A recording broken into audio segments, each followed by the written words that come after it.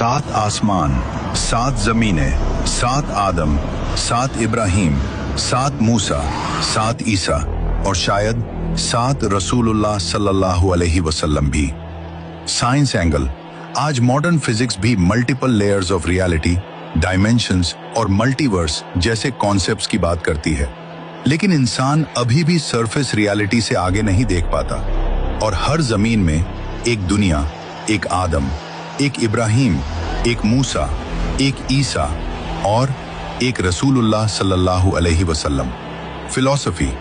क्या existence linear है या रियलिटी खुद को अलग अलग स्तरों पर रिपीट करती है? क्या क्रिएशन एक पैटर्न है, लेकिन तुम अभी भी एक छोटी सी दुनिया के पीछे भाग रहे हो और अल्लाह के विशाल निजाम को समझना ही नहीं चाहते? साइकोलॉजी।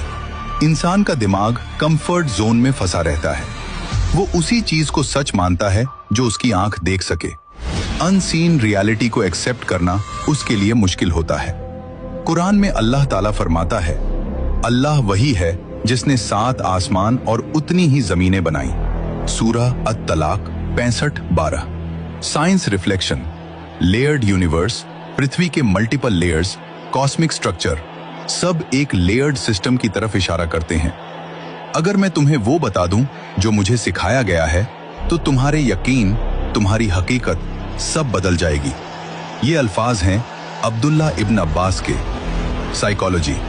बिलीफ सिस्टम चेंज होना सबसे बड़ा शौक होता है, क्योंकि इंसान अपनी आइडेंटिटी ही अपने बिलीफ्स पर बनाता है। सोचो, तुम जिस जमीन पर खड़े हो, क्या ये बस एक ही हकीकत है या ये सिर्फ एक परत है? Philosophy plus neuroscience. हमारी आंखें सिर्फ लिमिटेड स्पेक्ट्रम देखती हैं, हमारा दिमाग रियलिटी को इंटरप्रेट करता है। तो क्या हम पूरी रियलिटी देख भी रहे हैं? कुरान कहता है, अल्लाह ने 7 आसमान बनाए और उतनी ही जमीनें।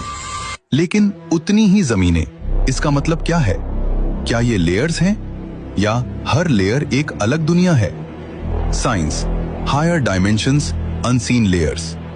थ्योरेटिकल फिजिक्स भी कहती है कि रियलिटी हमारी परसेप्शन से ज्यादा कॉम्प्लेक्स है। कुछ रिवायतें इशारा करती हैं, हर जमीन पर एक इंसानियत, एक कहानी, एक आदम, एक इब्राहिम, एक मूसा, एक ईसा और एक रसूलुल्लाह। फिलॉसफी। क्या हिस्ट्री लीनियर है या फ्रैक्टल पैटर्न की तरह रिपीट होती है? और कुछ लोग ये भी सोचते हैं, अगर इंसान इस दुनिया के इम्तिहान में कामयाब हो जाए, तो क्या पता अल्लाह उसे किसी और लेवल, किसी और दुनिया के इम्तिहान में भेज दे।